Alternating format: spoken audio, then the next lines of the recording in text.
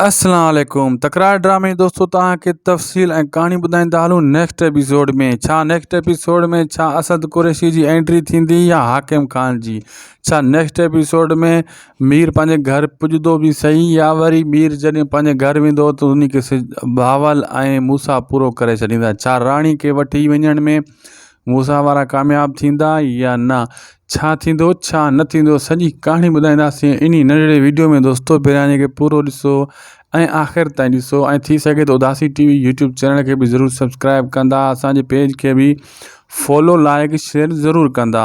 दोस्तों तव्हांखे ॿुधाईंदा हलूं त जीअं मूसा वारा सजावल मूसा ऐं भावल जॾहिं वेंदा हुआ मीर जे घर, पहिरियों तो उन खे नवाब खान जा माण्हुनि सां साम्हूं थींदो ऐं उन खां बि पासो करे कीअं बि करे अगरि पुॼी विया मीर जे घर त पोइ राणी उन्हनि सां न वेंदी। राणी मना करे छॾींदी पंहिंजे पीउ खे बिल्कुलु ऐं उन खे सिधी ॻाल्हि कंदी, मुंहिंजो निकाह थी वियो आहे, बसि तूं इन खे हाणे विञाए हिन कम खे, कंहिंजे बि सदके मीर जी जान तूं बख़्शे छॾ।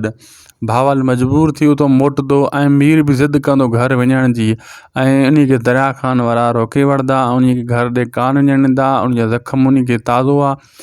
लेकिन तव्हांखे इहो ॿुधाईंदा हलूं त नेक्स्ट एपिसोड में हिकु ॿ क़िस्तूं जेको हाणे ईंदियूं बनी खां पोइ तव्हां ॾिसंदो त नवे अदाकारनि जी एंट्री थियण वारी आहे। उहे पोइ इन क़िस्तनि में मां तव्हांखे ॿुधाए चुको आहियां त उहे कहिड़ा अदाकार आहिनि। ऐं ख़ासि करे दोस्तों नवाब खान पंहिंजी ताक़त वधाइण जे लाइ इहे नवां माण्हू आणींदो ऐं सजावल बि ताड़ में आहे त काथो नवाब खान मौक़ो ॾिए त लिटायांसि, लेकिन हू सिर्फ़ु फ़िलहालु इन्हनि जूं ॻाल्हियूं नवाब खान जूं सजावल खान जूं पाण में हलंदियूं रहंदियूं। बहरहाल तव्हांखे ॿुधाईंदो हलां त भावल जॾहिं मोटी वेंदो राणी खां मूसा वापसि थी वेंदा, पोइ हू मीर तां थोरी कावड़ उन्हनि जी घटि थी वेंदी, छाजे करे राणी क़समूं ॾींदी आहे। सिधो कावड़ पोइ फिरी वेंदी उन्हनि जी नवाब खान ॾे, लेकिन तव्हां ॾिसजो अन क़रीब दरिया खान वञी मिलंदो ऐं इहा कावड़ मूसा वारनि जी घटि कंदो ऐं सिधी ॻाल्हि कंदो। वीडियो पुॻो दोस्तों पुॼाणी ते असांखे ॾींदा इजाज़त, मिलंदासीं तव्हां सां नेक्स्ट वीडियो में। ख़ुदा हाफ़िज़।